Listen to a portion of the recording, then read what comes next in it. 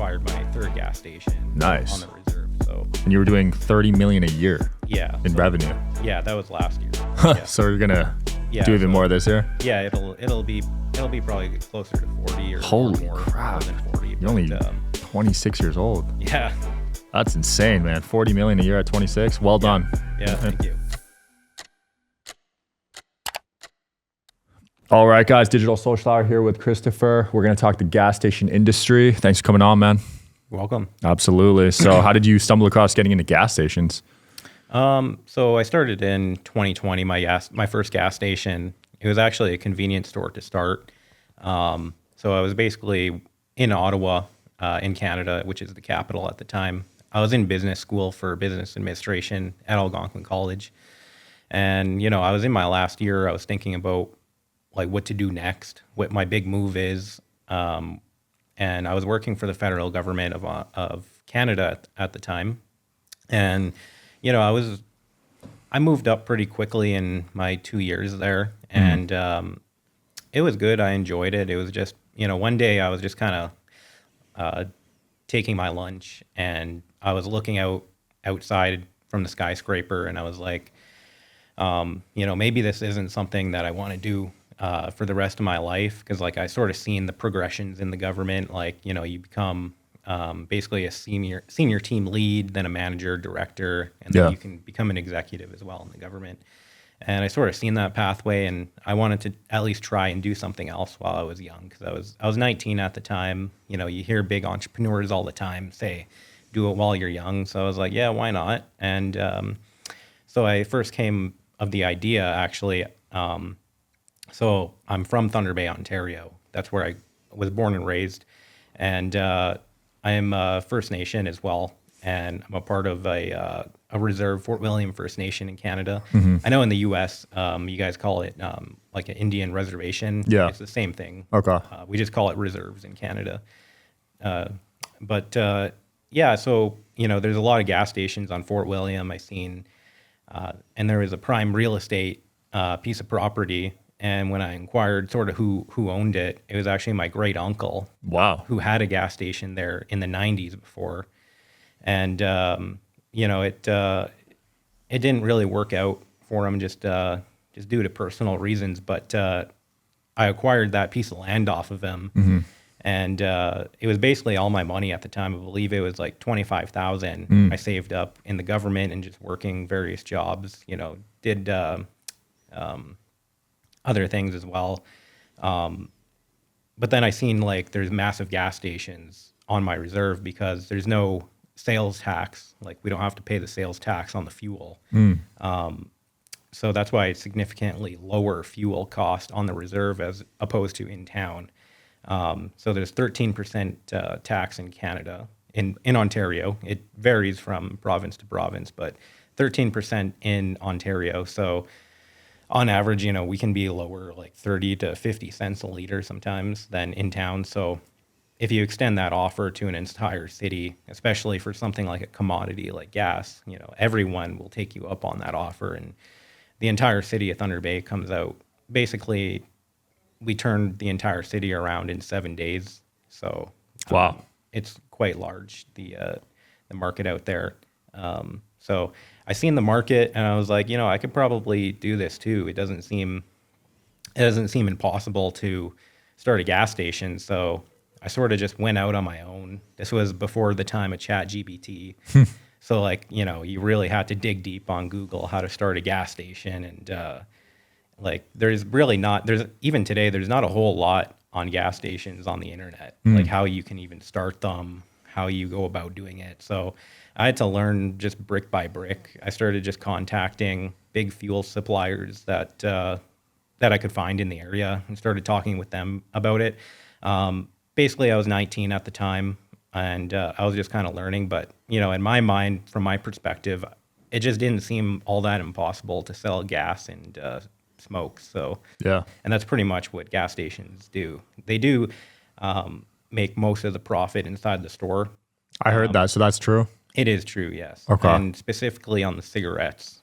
Really? That's the highest margin item? Yeah, cigarettes, chew, Zyn, vapes, all that's the highest margin stuff. And then the confectionery stuff is still. Shout out to today's sponsor, ProLon. If starting the year with a fast feels a little daunting, you're not alone. There's an entire community of individuals wanting to make a meaningful decision in their health, just like you. This is what makes group fasting so powerful and why I'm joining in on ProLon's January Longevity Challenge, which is a coach-led program to set you up for fasting success. ProLon's fasting mimicking diet is a revolutionary plant-based nutrition program that nourishes the body while making cells believe they're fasting. I got all 5 boxes here and I'm starting day 1 tomorrow. It's researched and developed for decades at USC's Longevity Institute and backed by leading US medical centers. It helps promote healthy blood sugar, enhanced skin appearance, fat loss, and improved energy and focus. It all starts with their 5-day program, which contains snacks, soups, and beverages designed to keep the body in a fasting state. No guesswork or planning required, which is a relief after a busy holiday. If you guys are ready to make 2025 your healthiest year yet, order your ProLon 5-day kit at prolonlife.com/DSH. And they're offering Digital Social Hour listeners 15% off their 5-day nutrition program. Use the code DSH at prolonlife.com/DSH. Still pretty good to sell, but cigarettes is the main profit. Interesting. Yeah, because the gas prices are regulated, right? So you can't charge whatever you want for the gas. I don't think they are. Oh, they're not? No. Oh, maybe that's a Canadian thing or something. Yeah. Because in the US, I thought they were. Yeah, I've looked into it in the US. You can't price your fuel below cost here, I think. Got it. So in Canada, that's not a thing? No, that's not really a thing. Oh, in okay. Canada. But you still got to be competitive because if you're way too That's the thing, expensive. yeah. And everyone's pretty much buying. It's called at the wholesale rack price. So like everyone's buying at the same price. So all it takes is one person to lower the price, and then everyone's in a gas war. Right. And that happens quite frequently. So that's why you got to have a good store and not rely on gas. But So if you had a gas station without a store, would it survive? it is possible. Those are usually called truck stops. They usually you only see them on the highways. But I've only really ever seen it with truck stops. Yeah, because they're in the middle of nowhere. So Yeah. finding someone to work there Yeah. going to be Yeah. pretty difficult. Yeah. That makes sense. But well done, man. And you've scaled this to 3 locations now, right? Yep. Recently, I just acquired my 3rd gas station. Nice. On the reserve. So And you were doing 30 million a year yeah. in revenue. Yeah, that was last year. Yeah. So you're going to Yeah, do even so- more this year? Yeah, it'll be probably closer to 40 or Holy more, crap. more than 40. You're only 26 years old. yeah. That's insane, man. 40 million a year at 26. Well done. Yeah, And- thank you. Saw you just went on Tai Lopez's show as well. Yeah. Tai Lopez, he wanted to know part of a private client program with him, and I was talking on the phone with him, and he was like, "Hey, why don't you come on my podcast and explain all this?" He's been a pretty good mentor of mine. He's pretty smart. Sometimes helps me negotiate deals and Nice. stuff. Like he's a good negotiator, Tai Lopez. He is. That's for sure. Yeah, shout out to Ty. He's been on the show, and it's cool to see him have this impact in Canada too. Because I Yeah. know he's big in the US, obviously. But Yeah. So you were watching his courses growing up. Yeah, I think I seen his garage video. Classic. Yeah. You could have not see that. I mean, that was every friggin' YouTube ad. If you were on YouTube in like 2015. Bro, I used to get so pissed because by like the 20th time, you're like, oh my God. Yeah. You know? 20th time you see that ad, you're like, Yeah. stop it, please. Yeah, Like, yeah. get me some ad block. That was before ad block even existed, I think. So you couldn't even skip it. So what's the goal with this? You trying to scale locations? Yeah, pretty much right now, just trying to acquire more gas stations or even start more gas stations. Yeah, that's basically the goal. Just acquire maybe one a year. Right now, that's what I'm averaging. Nice. I like going after really good sites. I don't like going after really sites that are too small. So I like acquiring gas stations on reserves in Canada as well, just because there's an income tax advantage as well as Right. a sales tax advantage. Because you don't get taxed on that, right? Well, yes and no. There are some taxes, so we still have to pay 10 cents a liter to the federal government and 14.7 cents a liter to the province of Ontario. Got it. And then there's also a carbon tax as well. Believe that's like it goes up substantially every year. It's like 17%. Holy crap. 17 cents. I mean. Yeah, I know. That's crazy. So you're paying almost 60 cents just in tax. It's about 33 cents. Oh, that 33. You're paying just pretty much straight to the government. Okay. and that's still on the reserve as well. But the income tax advantage is like the main advantage. If your business is situated on a reserve under the Indian Act, I believe it's Section 87, used to be 86, I think. Yeah, there's if you produce income on reserve, it's basically tax free. Nice. Yeah, they have that in the U.S. too. Yeah, That yeah, gives with you a huge casinos, advantage, I yeah. feel like, you know? Yeah, it does. Yeah, there's some advantages and disadvantages, especially with especially financing things. So like the way the Indian Act is constructed, basically that's why you see all reserves pretty much on American and Canadian soil. They're all like super ghetto. They're like there's like shacks everywhere. Because they can't finance. You can't finance, no. Oh, so you can't use a bank. No, and it's written that way because it's like you can't use a bank basically. So what I had to do in short is basically find private lenders that just trusted me pretty much. Wow, that is difficult because I could just go to a bank, get a $50,000 credit card right now, 0% interest for the first year. And that's what I seen. I seen the opportunity, and I knew that there were challenges to actually start a gas station, especially they're super capital expenditure heavy. So it can cost like millions of dollars for one gas station. Damn. To build, just one, and I have three. So I had to go out and find financing basically. Yeah. I can see why people don't get into it because it's a high risk, high reward, right? Yeah. Yeah. Or high risk and the margins are thin. So I don't even know if that's high reward. Yeah. Because, you say 40 million, but, we're making like low single percentage profit margins on that. So it's a volume game then. It definitely is, volume. Yeah, because if you have 10 of those, 400 million, make like 10 million a year, 20 million, whatever. Yeah. That's pretty good. Yeah. Now the biggest brands, like they must have hundreds of locations because I see them everywhere in the US. Is that like that in Canada? Yeah, there's lots of Circle K's in Canada. Big cities, you'll see Ultramarts. Other than that, big gas stations are like Esso in Canada. Like I know here in the U.S. it's BP, it's Chevron. See Chevron every corner. Yeah. It's sort of the same thing though. It's all just owned by one or two major gas companies. So is your long-term goal to get acquired by one of them? I don't think acquired because like I've thought about that before, and it's like I'm 26, and then what am I gonna do after like sitting around on a beach, sounds cool, but I don't think it actually translates well into anyone's life doing that long term. You would need another plan after, You would go crazy if you just got all that money at 28 or whatever and then sat around for 40 years. Yeah, and I like doing what I'm doing as well. It's like every day is fun. Like, that's cool. Every day when I wake up, I have my coffee, 15 minutes, and then once I look at my phone, it's like pretty much blown up every day. Yeah. There's always a new situation. Running a gas station. Who would have thought there'd be a situation there? There's always an employee issue. There's always like Do you have to pump your own in Canada? Pump your own gas? Well, you don't have to. I have both self-serve and full serve. Got it. On my reserve, all of them actually are full serve. And then the ones in town are self-serve. Okay. Yes. Where I grew up in the U.S. is the only state left that does full service. New Jersey? New Jersey. Yeah, I've looked into that. It's sort of weird how it has to be like that, but I'm not even sure why. Maybe environmentally, but... No idea why they do it, but I wasn't complaining.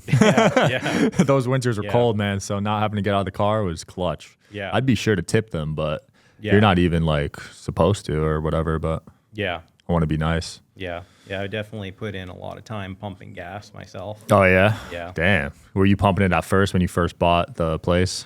Oh, yeah. So we started, and it was actually an out-of-construction trailer. Like, it was literally like just a shack, and we had pumps, and we went on Craigslist, which is basically Kijiji, we call it in Canada. Yeah. And I bought 2 used gas pumps for $1,000. We didn't even know if they would work or not because like we were working with limited resources at the start, and so we went like drove all the way to, I believe it was Niagara Falls, which is about a 16-hour drive from Thunder Bay with a U-Haul, and my business partner Ziad went down there, and picked them up and came back and turned out they did work. And that was sort of the start of our gas station. Wow, humble beginnings, man. Yeah, Damn. we just kind of just, You've come a long way from your government desk job. yeah. That is crazy. Yeah, I think you're living a more fun and fulfilling life with that route you've chosen. Yeah, definitely. I've always wanted to be, doing something in the entrepreneurial space. I've always been interested in that. Even since I was a kid, I sort of, heard even you like sold Pokemon cards. I did, yeah. And like candy and whatnot. That's pretty much what I did. Oh, yeah? Yeah. I love think it. I was in grade 5 selling candy. Let's go. So like I've been doing this a long time. Yeah, I think it's definitely genetic and like environment. Yeah. Influence. I think, yeah, exactly. Environment and a bit of genetics as well. I Yeah. think, too. Were your parents entrepreneurial? Yeah, my dad has had a few businesses as well. Pretty entrepreneurial. Same. Yeah, he definitely inspired me. He sold books on Amazon. Oh, nice. Yeah. He had a 9-to-5 job, but he definitely had an entrepreneur side to him. Yeah. So I saw how excited he was going to book sales and Yeah. things like that. And then even when I was a teenager, I was doing like online affiliate sales. I was making a couple grand a month doing that. I was pretty blown away when I first was like 16, 15 years old, making like even a couple grand off the internet. Like That's a lot at that age. Yeah, it didn't seem very very real when it first started, but I got good at that, and then it sort of like ended the algorithm, I guess, and I had to find something new. So I just went to college and then had my gas station idea basically. Yeah. Did you graduate college? So I went to Algonquin College for business administration, 3 years. I was in the finance program, and actually in my last semester, I had this opportunity to start my gas station. So I was like, maybe let's just put this on pause. I only have one semester left, and I'll give it maybe a year, see what I can do, and I'll give it my all for 1 year. And so I did that, and it ended up working out. So I had to leave college to start my gas station. But, I think it paid off pretty well. These days, I don't think you need it in business. Yeah. College degree. Yeah. It's not needed, although I would say you do need to have an understanding of accounting if you're going to start a business. Yeah. 'Cause, like, your accountant can show you a financial statement, and if you don't know what net income or gross profit is, you're going to have like a really difficult time scaling and growing. Agreed. Yeah, you need to know the basics. Plus, you're probably doing the accounting at first because you can't even afford an accountant. Yeah, I was doing mine at first too. So you got to know the basics for sure. Yeah. And taxes. You got to know taxes. Yeah. They don't teach that in school. Yeah. Oh man, my first year, that one hurt. Yeah. I've heard that from a lot of first-time small business owners. Yeah. Like they don't know how to structure the tax. Absolutely. Were you aspect prepared of that it. first year? I think I was, yeah. Like I was pretty organized the first year, but I would say the most challenging was actually doing the work itself. Because like we couldn't really afford too many employees at the time. Yeah. And me and my business partners, basically just had to work 16 hours a day, every day for about a year and a half straight, Damn. almost 2 years. And that's physical work. That's you Yeah. on site, not even Yep. just like sitting at a Yep. desk type work. So. Yeah. Yeah, and that's like negative 40 below in the wintertime. Holy pumping gas crap. outside. That is nuts when you put it that way. It gets that cold up there? Negative 40? Yeah, actually, our first winter in business was like the coldest winter in a long time. Oh my So, gosh. Talk about timing. Yeah. Does gas even freeze? How does that work? No, gas doesn't. I mean, it technically could, but the fuel in Canada is like made so it doesn't freeze like that. Oh, okay. If you have super high ethanol, like in South America, I believe it's like 50% ethanol inside of the fuel, it could freeze technically, I guess, but the fuel that they sell in Canada, like it doesn't freeze. Interesting. What's your top seller gas? Is it the regular premium diesel?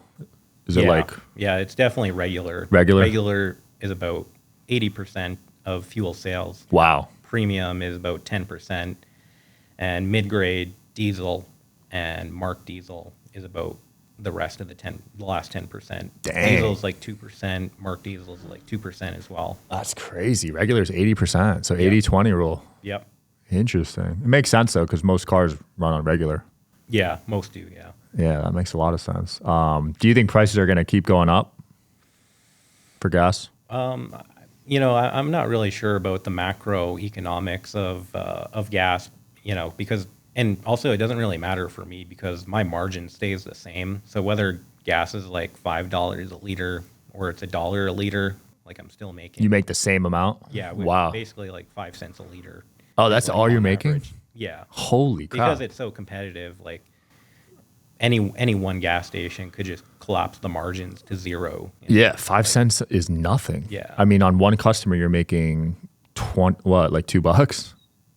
Yeah, there's a lot of trucks in Canada. Though, Oh, okay. So trucks, yeah. But yeah, there's like, on a small car, yeah, like That's $5. nuts. People don't think about that when they're buying gas because you see a lot of pissed off people on social media talking about gas prices, Yeah, but you're only making $2 to $3 off them. yeah, and that's why in the gas station world you need volume. You could have a highway location I've seen where they charge like 40, 50 cents a liter, but that's like pretty rare to find. Yeah. Because you would need basically a monopoly in that whole area to charge that. And 40 cents a liter. Holy. Usually you only see that on highways in the middle of nowhere, though. Dude, I've never seen that. I haven't seen gas under $2 a liter. And Oh, sorry, but what I meant by that was like they make 40 cents a liter. Oh, like, okay. they just raise the price up Got it. to where Got they're it. making 40 cents, but They'd have to be in the middle of nowhere. yeah, And most gas stations are only doing like 5 cents. Okay. So the location matters a lot then. It does, yeah. So you don't want to cheap out on that. Yeah, you definitely need a good offer if you don't have a good location. That's another thing I look for. Location first. It's got to be a decent location. And then after that, we kind of analyze how much fuel we think we're going to go through. And then once you have basically an estimate on your fuel, then you can estimate your store sales, which are going to drive most of your profit for gas stations. Got it. That's sort of how I look at it. So what percentage of your sales are from the store versus the gasoline? I've talked with a lot of gas station owners about this. Some say it's like 25%. Some say it's like 33% store sales, 25% store sales, and then the rest fuel sales. But it really depends like on the location and how you do your how you do an offer. Like, but yeah, I would say it's generally like 25, maybe 30%. Wow. Are in-store sales, and then the rest of your revenue comes from fuel. Interesting. And that's revenue, but you said Yeah. a majority of the profit is from the store. So Yeah, it is true, yes. that is an interesting business model, man. Yeah, I never thought about it like this, but I don't think it's a business I'd want to get into because you're spending 6-7 figures to Yeah. make 5-10%. Yeah. Yeah, it's a pretty heavy capital expenditure business, but like if you have a competitive advantage, basically like I do, it's definitely worth doing. Right. Because I've even heard Warren Buffett say like he doesn't like gas stations because of the reason that you said, because it's like it's very capital intensive and you make super low margins. And I've also heard Buffett say like about gas stations, your competitor can just lower the price and then take all your Right. customers. Because the prices change every day, right? They do, yeah. Yeah, that's like the one industry I've seen where like every day it's a new price. Yeah. So you got to be on top of it. Yeah. So I have a nice moat and competitive advantage with my gas stations, basically. They're always going to be lower. So, and it's a commodity. Like, nobody cares that you're paying less for gas. Like, they would rather pay less because it's like, it's the same gas that you would get in town. It's just cheaper. Yeah. And Yeah, it's no one very- cares. It's the same quality, right? Yeah, So yeah. And it's very close to the reserve, too, to Thunder Bay. It's like just across the bridge. nice. So you're getting hundreds of cars a day.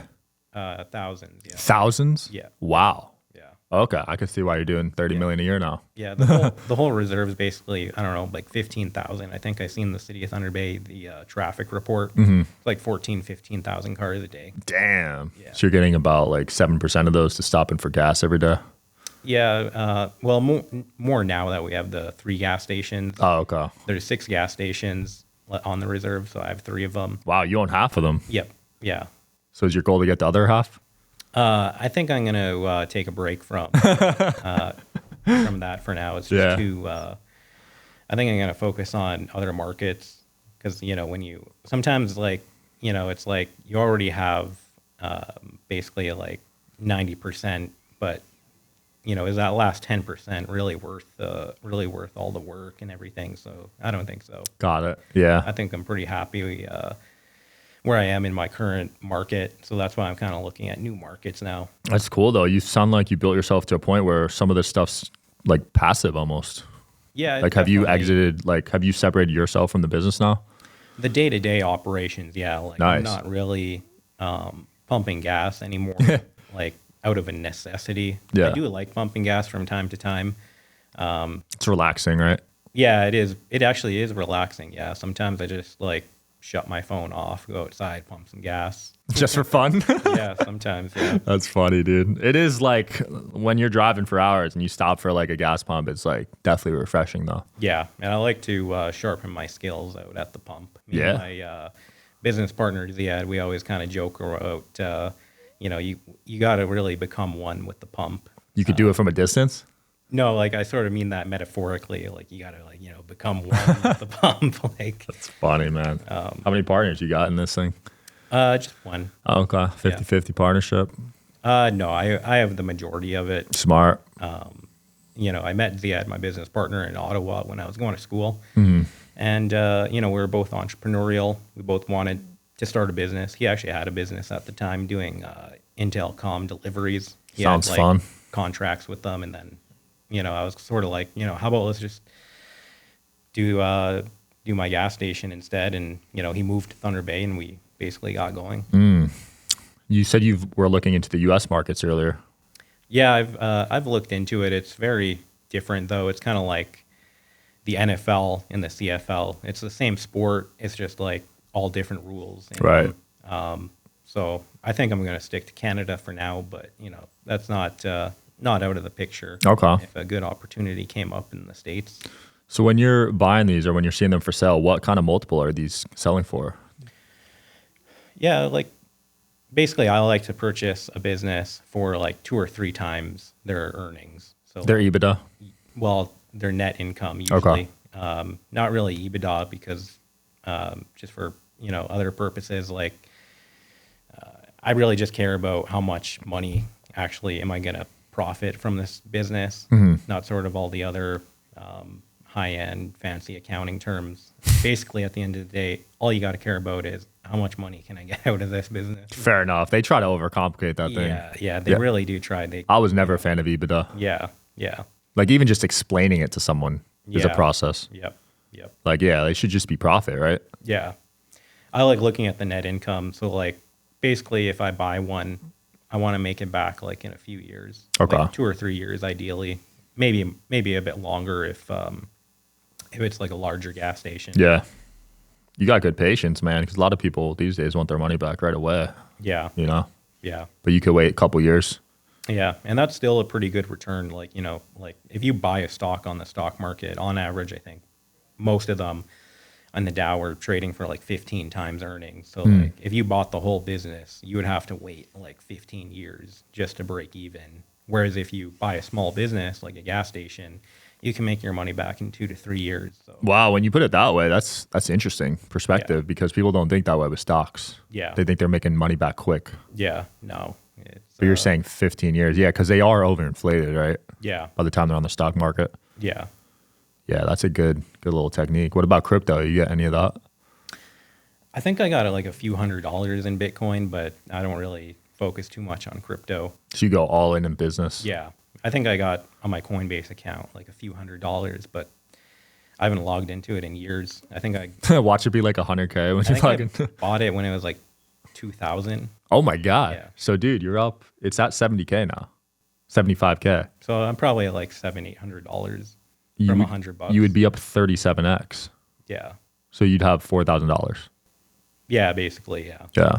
Imagine if you put in, wow, so you bought it early, man. Yeah. I made my mom buy $50 worth as well, pretty much at the same time. Oh, well, she's got $2,000 Yeah, bucks. You should yeah. tell her about it. It Yeah. might hit 100K in the next few years with Trump in office now. It's Yeah. going up a lot this week. Yeah. So we'll see what happens. But man, it's been fun. Where can people find you? And do you teach any of this stuff? I do a little bit on Twitter, yeah. I've have a little bit of a base that people are interested in gas stations. There's also another guy I follow and interact with on Twitter as well, a gas biz guy. Nice. He's like a gas station owner as well, and he really goes into the nitty gritty, how to start gas stations and manage them and everything. I'm on mainly on Twitter, although you can find me on Instagram as well. Cool. We'll link both below. Some people call it X these days, right? Yeah. So we'll link that. Thanks for coming on, man. That was Thank fun. you. Yeah. Thanks for watching, guys. Check out the links below. See ya.